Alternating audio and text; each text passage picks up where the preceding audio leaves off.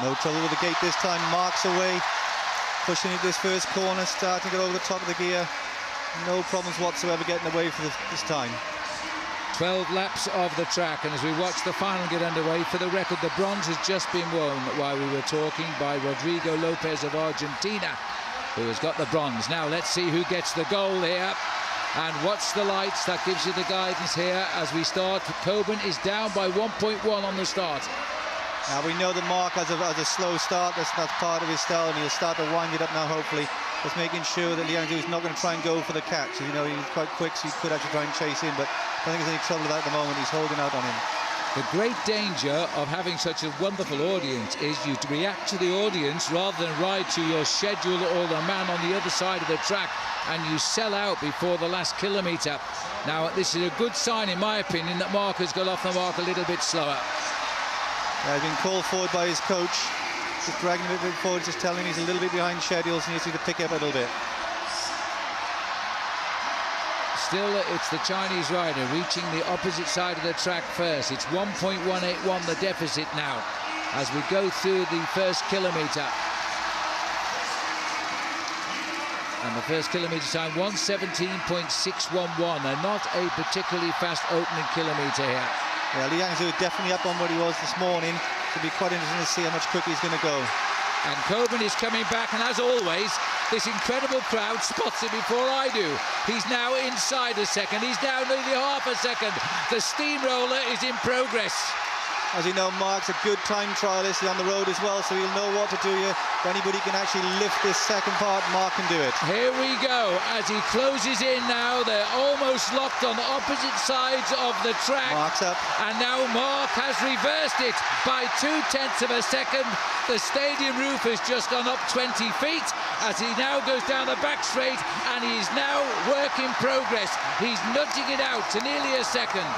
Well, I can sit it on the Mark is a great pursuit. He'll know what he's got to do here. He shouldn't tire. I think the Chinese rider tried to go out very, very fast on him, setting a much faster time he did. It's like almost a second and a half up in the first kilometre. But Mark knows what he's going to do. It won't be long, I think, before he'll actually have the Chinese rider in his sights.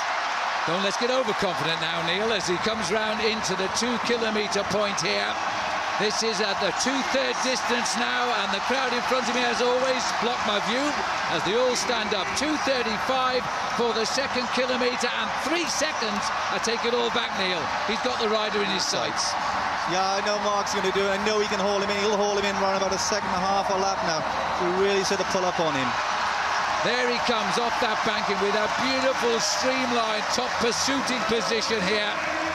Mark Colbourne, 42 years of age. This could be the first gold medal for the Welshman. Bit of a surprise, yes, to him in the kilo, but he knows this is the one he wants. This is the one he came for.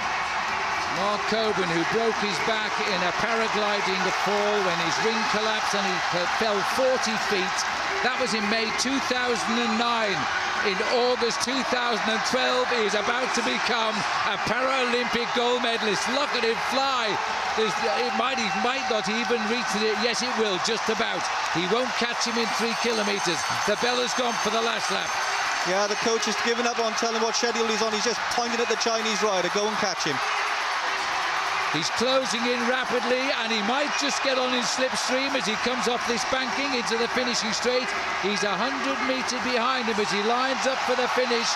The world record has just gone by, but he doesn't care. Oh my God, it hasn't! It hasn't! It's won. I'll have to work it out. It's about 11 hundredths of a second. He's got the world record again. Incredible. What a way to win a gold medal. Wow. What can I say? Hopefully he was cheering me on. But what a race. What a race, you know? And it just comes to show that if you stick to the process and you just keep going and you just keep going, and it hurt. Don't get me wrong. Physically, it was really painful, Stephen, you know? But it just comes to show to break 2 world records in 1 day is almost unbelievable. But it just comes to show that if you do continue to give 100%, you never know what's going to happen. So for me to bring back, you know, that Paralympic gold medal for Paralympics GB was just, wow, just a complete privilege in itself. You know, it really was. 2 world records, world champion, Paralympic gold medalist. wow, you know, what a dream come true. You know, it really, really was. So, so for the people watching this video, Stephen, and I know we're going to have obviously a Q&A as well. Hopefully people will take away, you know, what I've achieved, what I've gone through, the trauma, the heartache, you know, losing my dad, breaking my back, becoming disabled. Most people probably would have given up. But it just starts with making a decision to say yes, rather than, no, I won't bother. Just do it. Okay, just do it, because why not? So what's next? Well, I retired from the World Class Cycling Program in 2014, and you know, I moved on to become an international speaker. I've spoken all around the world, over 200 conferences, and I think one of the most important areas of my life now is contribution, is giving back. You know, helping, you know, young children like this young lad from a hospice, you know, in Telford, who's terminally ill. You know, we went to the hospice for the day. We spent the day there. You know, being interviewed by the children, doing a charity cycle ride for them, and just giving back, just helping others. It's the best gift in the world. You know, it really, really is. So, what does the future hold for me now, Stephen? Well, I wanted to just show this last slide to people watching, just to share with them that the one thing we take with us in life is experiences, emotions, friendships, you know, and we've known each other now for some time, and it's very important for this reason, Stephen. And I just wanted to, you know, finish this slide deck, you know, to show the, you know, the young lads, young girls watching this, that the best dreams happen when you're awake. You know, create your future, create your legacy, create the dreams. They're all there for you to create yourself, you know. So hopefully everybody's enjoyed this. Cool. Well, Mark, thank you so much for that. I was actually getting goosebumps listening to it. It was absolutely incredible. But yeah, just to throw a couple of questions at you. I suppose, firstly, if you could take a step back in time, what advice would you give to your teenage self?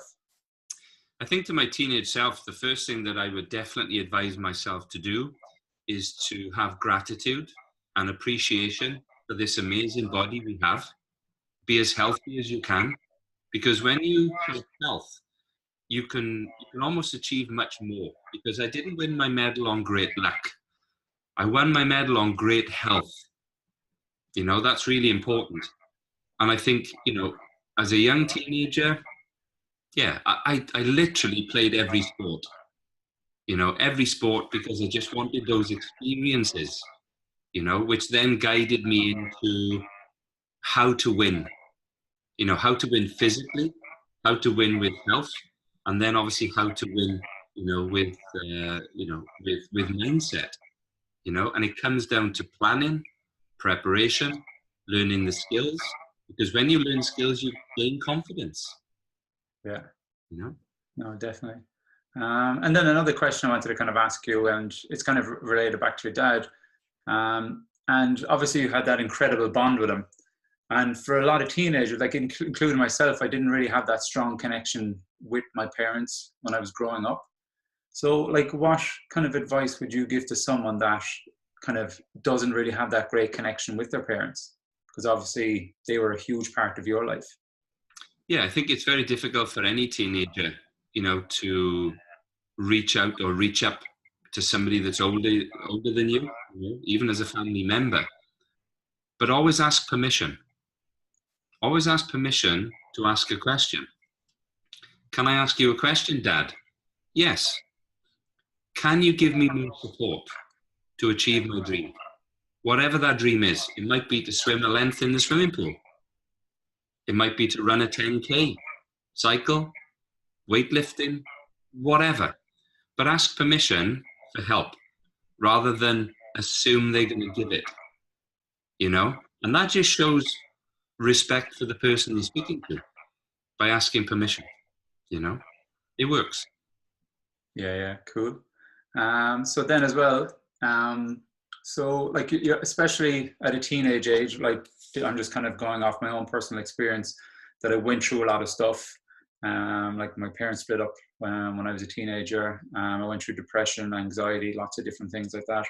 So like, what would you say to someone that may be really struggling at the moment, and that may be finding it hard to move forward? Yeah, I think the one advice that I would give, which is the advice that I was given, on the World Class program, was that thinking emotionally doesn't change anything. Okay? Doesn't change anything. If anything, it just makes things worse, Stephen. It just totally confuses you, because your brain, if you think about this, your brain was designed and made to keep you safe. Okay? Designed and made to keep you safe. However, if you think logically about where you are, and can you find a process, okay, to take you out of where you are? If you have a process to take you out of where you are, then reach out and ask other people to help you. Ask permission to help, okay? But ask for help. When I was with British Cycling, I had 9 people, 9 members of staff help me to get me into the best shape possible. Nutritionists, coaches, biomechanics, physiologists, strength coaches, all these people help me to go from good to great.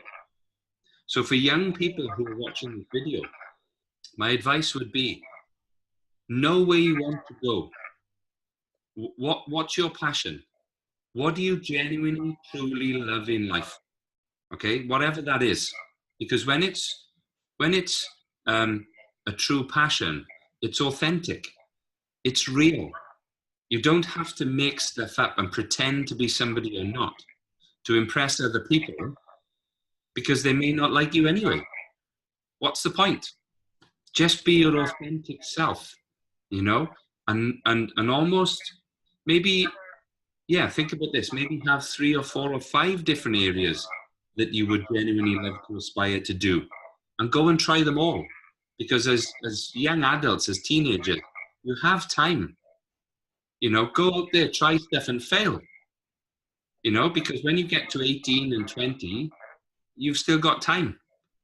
You can't do it when you're 75 and 80, because you haven't got the time. You may have the experience, but you haven't got the time. So for young teenagers, my advice to you is, be the best person you can be. Have gratitude. Be very appreciative that you have a life, that you're alive, and you've got an amazing body, a $1 trillion machine, a gift that we've been given, and look after it, because it's going to be with you for the rest of your life. Awesome. Okay, Mark, sure, we'll finish it up there. Thank you so much for your time, and thank you for your words of wisdom and of course sharing your story as well. It's very inspirational, uplifting, and I hope people watching this do take a lot from it, and it can help them move forward in their life as well. Yeah, most definitely. It's my pleasure to help you. It's my pleasure to help, obviously, the people watching this video. And if anybody, wants to know more, please visit markcolbourne.com. There's some information on there. There's some videos on there. Please reach out, on Instagram, on Facebook, on Twitter. And Stephen knows me very well. I'm more than happy to help. If I can, then obviously I will.